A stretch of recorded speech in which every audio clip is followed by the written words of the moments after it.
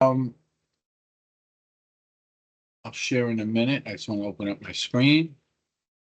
And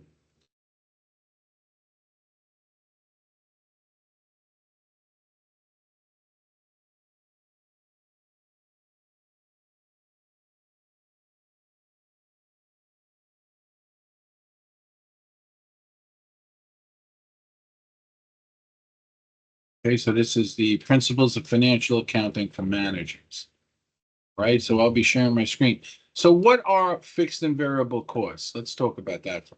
Okay, so I just want to make sure I'm recording.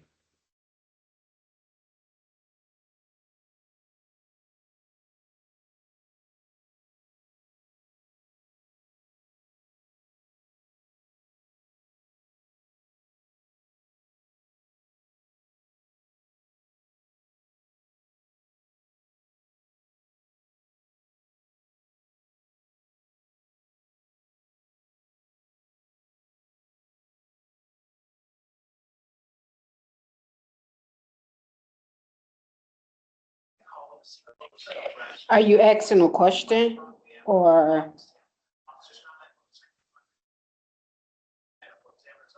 I can't hear you?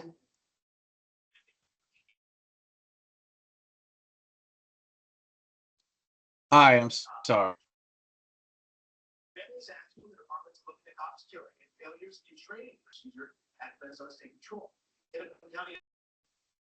Hello? Yeah, I don't know why mine is not working. Every time you talk, it goes muted. No, I did have it muted for a minute. Oh, Okay, so you have it, you can hear me now? yeah, I can hear you. Okay, great. So direct costs are costs that are involved in the direct manufacturing of a sale, right? So those are the types. When we talk cost accounting, we have direct costs. So things like labor and overhead and material costs. And why do we measure these? Because in a firm, we're going to have costs that are directly related to the production of what we're doing.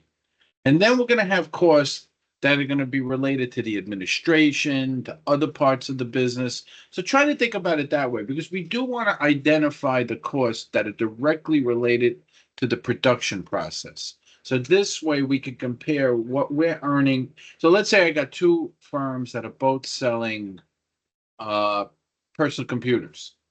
Well, there's going to be costs for legal, there's going to be costs for advertising, there's going to be costs for administration. Those costs might vary between these two firms. Maybe one firm advertises somewhere. That's another issue. I mean, the advertising cost might be something that they um, want to apportion to their cost, but really it's a choice as to how much they need to advertise or how many executives they need to make decisions. But then we have the costs that are directly related to selling, buying, um, uh, manufacturing and selling the personal computers. And those are direct costs. And what they do is they allow us to look at what we're actually making on the product. And especially if we're running a firm that has many products, we're going to want to know what our direct costs are because this way, when we're comparing or seeing where our profitability is, we can see exactly like maybe like here in this example, they say direct costs of those in direct manufacturing or making of a sale. In a manufacturing environment, direct material, direct labor, and overhead are collected for the cost of manufacturing the product. Direct material costs are the cost of all the materials in a manufactured good traced to the goods in an economically produced possible manner. Burger King is direct materials that would include the hamburger bun, the hamburger, the lettuce, the tomatoes. Direct labor costs are the wages and salaries that can be traced in an economically possible way to produce a service. The employees assembling the Whopper in the Burger King kitchen would be direct labor. Now, overhead would be costs that can't be directly traced. They could be things like the store manager would be considered overhead. The gallons of grease that are used in the fryers will also be considered overhead as these could not be identified. And I'm not, be perfectly honest, between us, I'm not in love with not including the grease because I feel grease is the grease part, is part of making the fries, and that's the direct cost, and I think it should be apportioned, but I don't want to confuse the issue. So you get the idea. And then we could see where these are classifications of course. So we have the cost of the goods that was sold. And then we have the sales commission, the manager salaries, depreciation. Those would be indirect costs. Okay, period costs are those costs that are not tied to the manufacturing or service delivery process. In the Burger King example, the cost for the janitorial service to clean the restrooms and supplies such as toilet paper. I can understand that. So you have human resources, marketing, those are indirect costs. Okay, so we want to understand that end. Then we talk about variable and fixed costs, right? So variable costs change directly with output, right? So if I'm looking at the pizzeria, let's look at a pizzeria, right? The cost of the oven, the cost of the rent, the cost of insurance, those would be fixed costs because whether I sell pizza, the main thing you want to remember when you're trying to measure fixed and variable costs is if you have a cost that's still you're still paying for, even when you're not making any product, then that's a fixed cost. So let me repeat that again. If you have a cost that does not change, that does not change, if you have a cost that does not change, even if you even if you're selling nothing, even when you're selling nothing, then you call it a fixed cost. So they don't vary with output. The fixed costs stay the same regardless of the level of activity.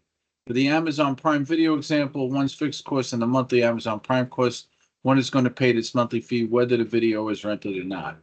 So I like to use a pizzeria, right? When the pizzeria opens, he has to pay rent, he has to pay insurances, he has to pay for the garbage that picks up his trash, right? Those are going to be variable. Those are going to be fixed costs because whether he makes pizza or not, he's going to have to make that cost. A mixed cost is both a fixed and variable cost. An example of a mixed cost is an electric bill that has a monthly delivery service charge and a supply charge. So some of that might be part of the fixed cost. Some of that might be part of the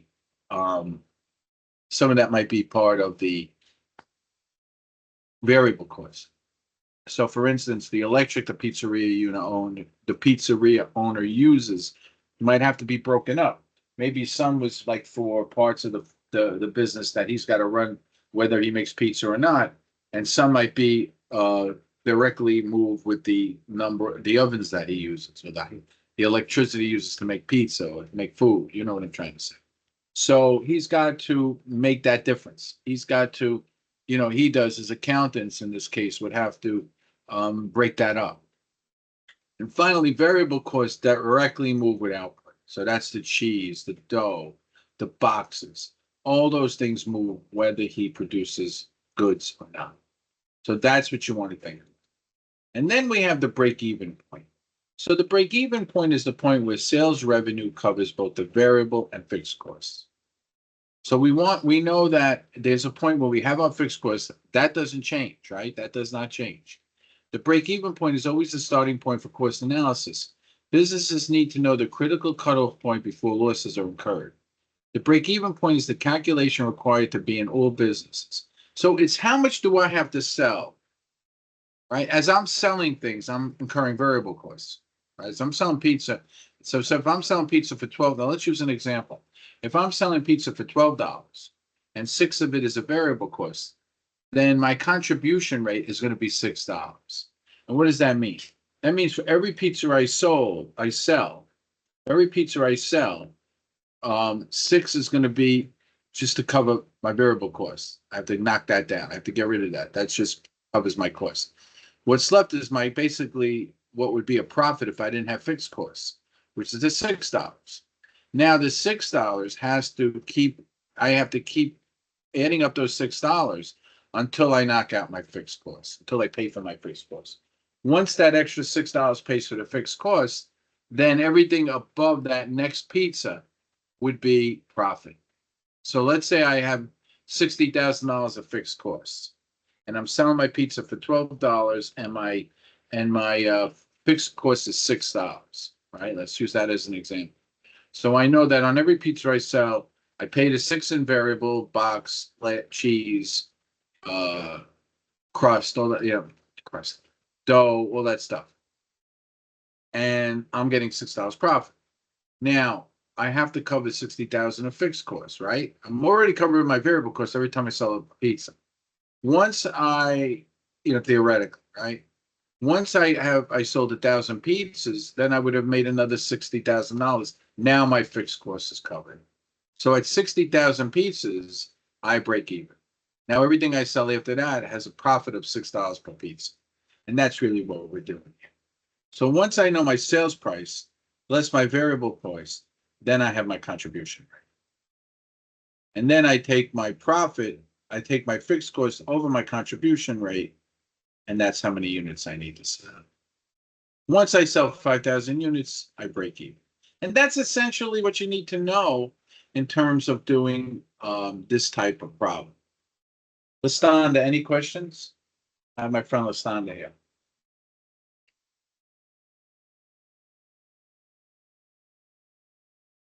Any questions?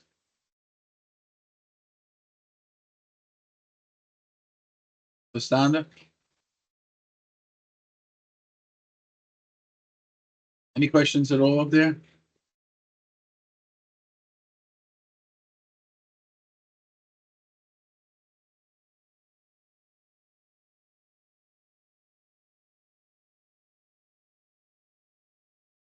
Stop sharing for a minute. I want to make sure my friend is here. She might have left. Okay.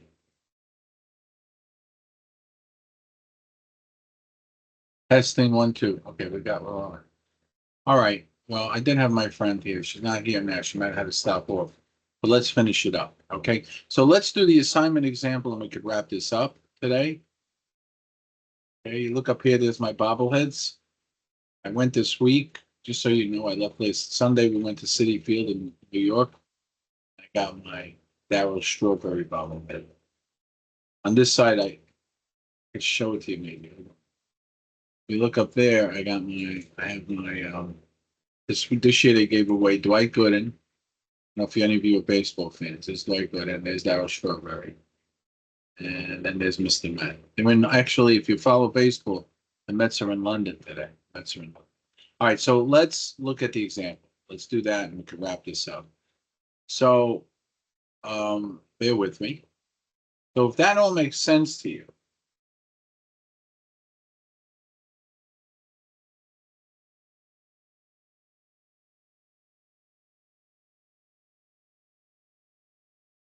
okay, 1 second.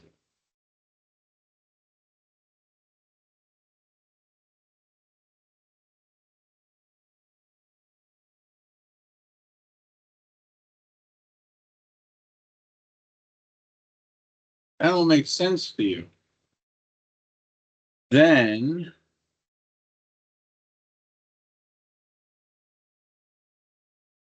you can go to this assignment. And I want to go over the assignment. I'm going to go over one part of the assignment and you'll figure out the rest. But I did give you an example. Don't just directly copy the example. Please try to understand what the work is. Please, it's so important.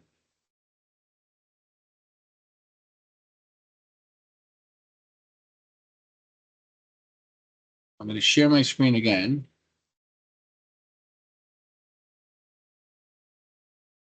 Okay. And here's the example. And here's how you would do this example. Now, the way they make it a little tricky, I know when I explained how it works with one product.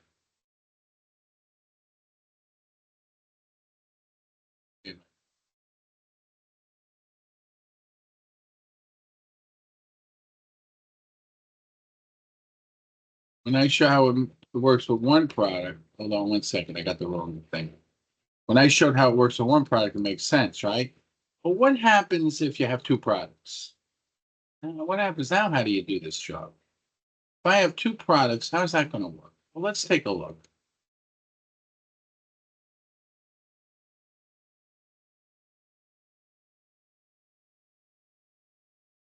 Let's take a look how to do that.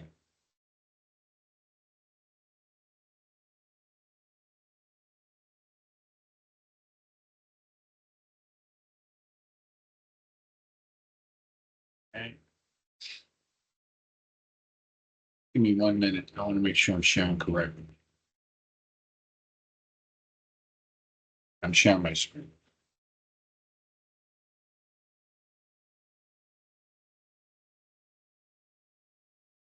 All right, so we have two products, and you can do the rest of these on your own. I did give you the examples, but do them on your own. Learn how to do this on your own. Don't just copy my examples. So we have a digital TV that sells for $150, and we have digital stereo that sells for $200. And there's your variable cost per unit. So we already covered that. What's our variable cost? So we know our variable cost is 70 and 190. So all we have to do is subtract that, and there's our contribution. So every time we sell a digital TV, every time we sell a digital stereo, that's what we're contributing to our profits. We have to cover our variable costs, otherwise it's not a problem. Now, where it gets a little tricky is you got two products now, not one. But what we would do as cost accountants is we know how much of each we sell. So we know that 80% of our sales are digital TVs and 20% of our sales are digital stereos. So all I need to do now is I go to weighted average contribution margin. Okay, weighted average contribution margin. And how I do that is I take the contribution margin times the sales mix, because I know that $80 on my contribution margin happens 80% of the time. And then I take the 30 times my sales mix, and my blended contribution margin is $70. That's the trick when you have more than one product. Now I'm also told my fixed costs are, which is 16.8. So how do I solve this? The first thing I have to do is take you have to take your break even in units. So how you do that is you go to H16, which is my total units to break even. And the way I get that, okay, so first thing I got to do is go to H16, which would be right here, which would be C10, which is my actual fixed costs divided by my weighted contribution margin. So if I take that divided by my weighted average of my contribution, I have to sell 240,000 units in total. And that's my total units to break even. That's how many units on my weighted average that I need to sell. So now I just take that and multiply it by my percentages, and I get how it should break down with each unit. Once I know that, I take that, multiply it by the price, and I get my revenue. Okay, and you notice that it foots out here, and that's how much revenue I need to break even. And that's how many units I need to sell if my weighted average continues that way. And I'm going to let you do the rest, even though I gave you the answers on your own. But what I want you to do is spend some time with it and make sure you understand what I did.